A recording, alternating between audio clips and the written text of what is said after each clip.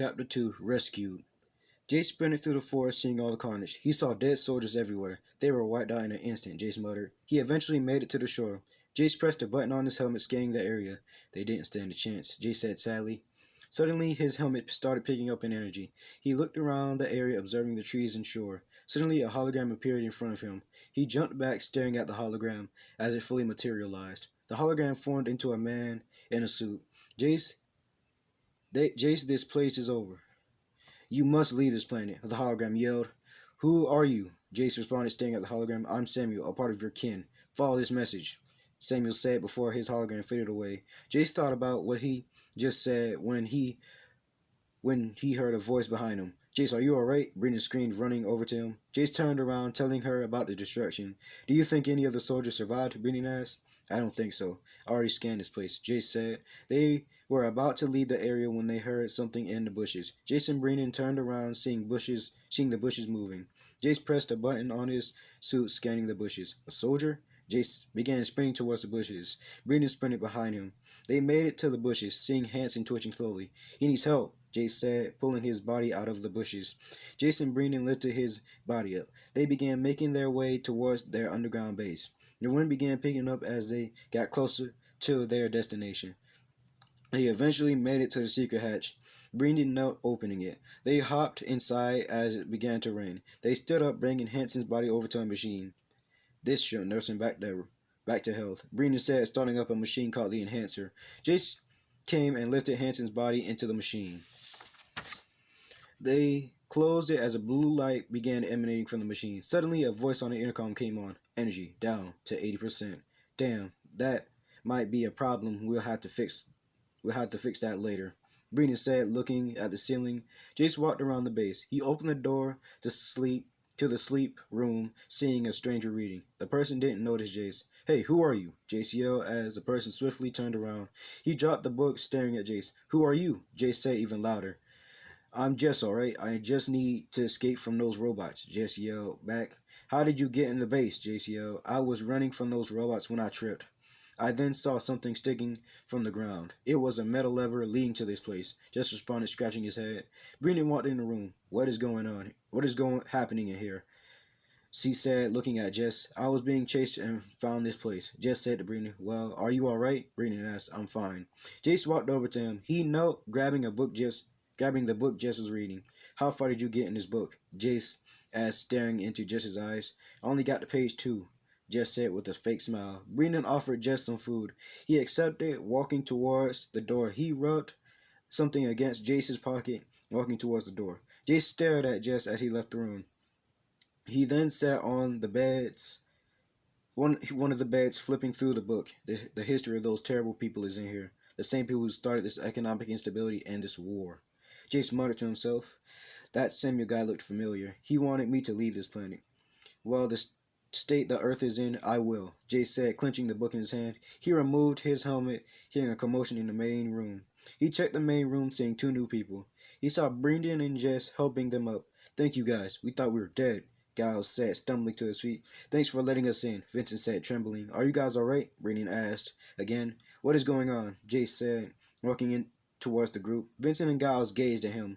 They then smiled, shaking his hand unnaturally. What caused you guys to come here? Brendan asked. We sprinted from the city, seeing a huge airship. It loomed over the city then.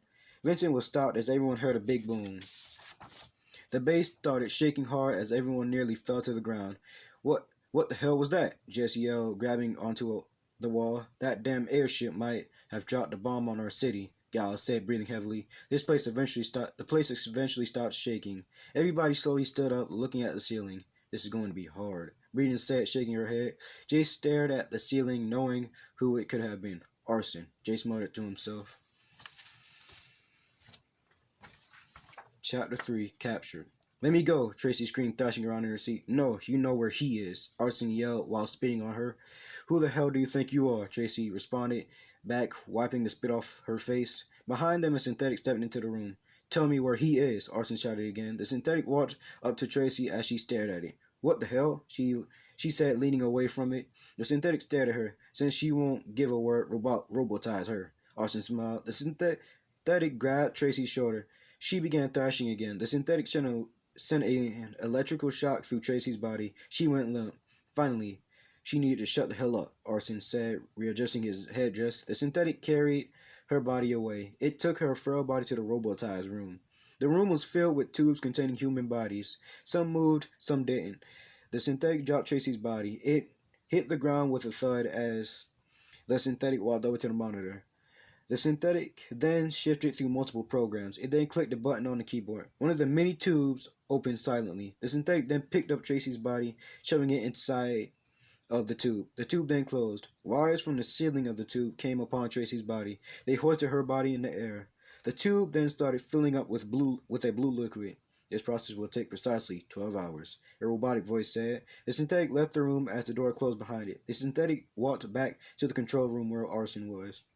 She has been dealt with, the synthetic said. Arson turned around as a smile came upon his face. Arson pressed a button on his headdress. This is Arson, government of Mars. Can you hear me? Arson said in a stern voice. A deep and gruff voice answered. You're ready for the next step? The person on the other line asked. Yes, send the rockets with the materials. We have enough space to build those compounds and prisons. Arson ended the conversation turning around. He then sat down in his chair, laughing. I will own everything on this wasted planet, Arson yelled loudly. Did you put that thing where I wanted? Arson asked, looking at the synthetic. Yes, sir. The synthetic said, making it a hand signal at him. Arson smiled even wider, turning around. He grabbed an intercom, speaking into it loudly. I want any mechanical drones to scout out and find any remaining life. Destroy and kill any cities you scan. Arson said in his voice, as his voice echoed throughout the airship. Hey, I'm going to need you to convert all those humans into my slaves, Arson said, turning around to the synthetic. The synthetic complied, walking back toward the robotized room. Arson pressed a big red button on the control pad. The airship began scanning out the whole area. There are still that many people alive, Arson said, staring at the scan results. My drones better take care of this, he said, sitting back in his chair. Wait, what's this? Arson saw an underground laboratory on the scan. It grabbed his attention. I'm going to check this place out. Arson pressed a couple more buttons on his control pad. A hatch above him opened. His chair started to transform. Boosters came out under the chair. The chair began floating in the air. Arson flew out through the hatch. The chair began heading to the underground lab. He flew over many trees as an idea popped into his head. This space is going to waste, Arson laughed to himself. He pointed both of his hands at the trees. Lasers came out of his fingers. The lasers grazed the ground. After a couple of seconds, trees went up in flames. This is perfect, Arson said, smiling. Another button of his headdress. The robots and synthetics that destroyed the world stopped in their tracks. I want you to map out everything on this planet. You will kill every human and destroy every piece of nature. That message emanated in the robot and synthetic heads. They picked up the pace, destroying everything in sight. Arson scanned the ground again. He could faintly see the drone that found the underground lab. His chair hovered over to the drone. The chair landed, connecting itself to the ground. The drone started beeping. Arson snatched the drone out of the air. He clicked the button on it. The drone then flew off into the distance. Arson stared at the ground, looking for a hatch. He knelt down, touching the ground. He then found the hatch, pulling it open.